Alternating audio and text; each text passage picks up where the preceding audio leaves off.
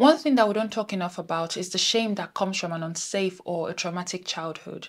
And the most devastating thing is that, unlike guilt, it taints your vision of who you are at your core. So it's not that you feel like you've done something wrong, it's that you believe that you are wrong. You can't pinpoint exactly what it is you're ashamed of, but you walk around the world feeling fundamentally flawed, afraid to take up space. You begin to police yourself, worried that you might say or do something wrong, breathe the wrong way. You may even maintain a tight image of perfection, hiding behind achievements or shrinking yourself to pacify others, constantly melding into them, hoping that no one sees you for what you've come to believe that you are: worthless. I wrote this a few years ago. It's where a chunk of my own shame comes from. Everyone talks of broken hearts from kindred spirits, soulmates who swore to never leave. But no one talks of the shambles your heart, body, and soul are left in when the people who were supposed to protect you wound and break you. No one talks of the agony, that voice that follows you around, powered by the first humans you ever met, calling you unlovable, unwanted, branding you worthless. No one talks of your wandering soul, compelled by fear, guarded by pain, dressed in wounds that may never heal. No one talks of the dagger-shaped hole on the wall of your heart, imperfectly carved by the ones who gave you life. I struggled with how to talk about this because I'm not here to point fingers. And I know that not every heartbreak that happens in childhood came about because of direct abuse from our parents or caretakers. Some of it comes through loss, death, or physical separation. And sometimes it's from being abused by your peers or your teachers. But regardless of how it comes about, one thing I know for sure is that a lot of us are still reeling from the effects of these hurts. And I want us to talk about it because shame thrives in silence, in secrecy, and the only way to dissolve it is by bringing it into the light.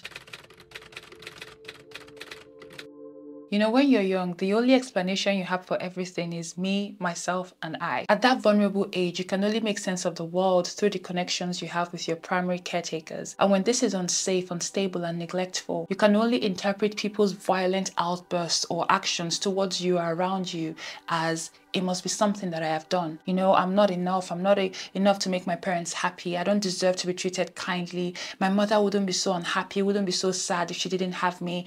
I wouldn't have been beaten up. I wouldn't have been ostracized if I wasn't so dense, if I wasn't such a smart ass, if I wasn't so boring. Something is deeply off with me. I am wrong. And the more stuff happens, the deeper this lie is embedded into your consciousness. And because there's no voice of love countering these thoughts or paying attention to catch it, it becomes this veil that shrouds every single thing you do, every conversation you have, every relationship you enter. And a few things begin to happen.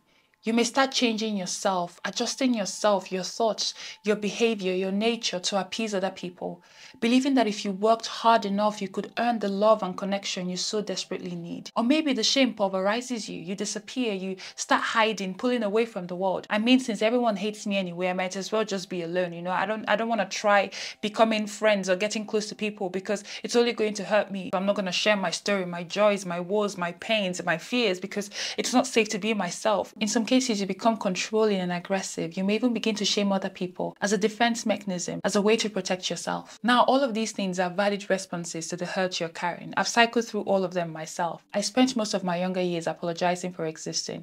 And when I got tired of it, I started fighting. And when it wore me out, I went into hiding. And I'm still digging myself out of my fear of being seen, known, and perceived. I think it's only with psychological wounds that we shame other people or judge them for the wounds that have been inflicted on them or for how slowly or how incorrectly they are mending from those wounds. That being said, if we zoom out on these trauma responses, the person hurting the most from them is you. It's me. And that's where the problem lies. The saddest thing is that a lot of us don't realize how much this is affecting our lives, how much is keeping us from flying, from trying new things, from opening ourselves up to love, to intimacy, to care. So I'm inviting you to join me as I ask myself these two questions. Who or what told me that I am not worthy? And whose shame am I carrying? Because you see, every single human being is born worthy of love, of care, support, dignity, respect. And the feelings of shame and unworthiness that we carry are learned from tough situations or passed on from hurting and struggling people. Now, this isn't an excuse for the damage you've experienced or a cop-out for the people who caused you pain. But I hope that in answering these two questions, in finding the who and the what, you begin to see a very obvious answer to your inner turmoil. It's not that you are worthless. is that someone or something made you believe that you are. And truth and belief are two very separate things. One is fixed and one can be changed, which is great news for you and I, because since we weren't born with the shame, that means it can be challenged and dismantled. Listen, I don't know what happened to you, but whatever it was, I can tell you for a fact that something was wrong. But that something wasn't you. And if you still haven't heard this, I'm here to tell you that you don't have to prove your reason for being. You are enough. You've always been enough. You deserve to be heard and seen, and you deserve respect, care, safety, peace, and love. Your voice and your story matters. And even though you've struggled to feel safe and find your place in this world, a perk of your existence is that you're no longer the helpless and deeply vulnerable child you used to be. It may feel impossible, but you can rebuild. And the first step to that is this awareness. Through this knowing, identifying where the shame you're carrying comes from, and then slowly working towards giving it back to its owner, or if you're feeling completely generous, chucking it into oblivion. This isn't one of those videos where I tell you that everything will be great or that you stop hurting immediately after you do this, because I don't see healing as an absence of hurt, but rather the presence of awareness, knowing why, where, and how it hurts. That's the win. With awareness, you can start taking responsibility for the role you now play in your own life. You begin to make informed decisions, working hard on taking back control of your life and not reverting to the puppetry of your trauma. You can't heal what you can't identify. And since the very purpose of shame, the very nature of shame, is to keep you chained and hidden, the more we talk about it, the less power it has over us. So the next time someone in your life asks you, how are you today?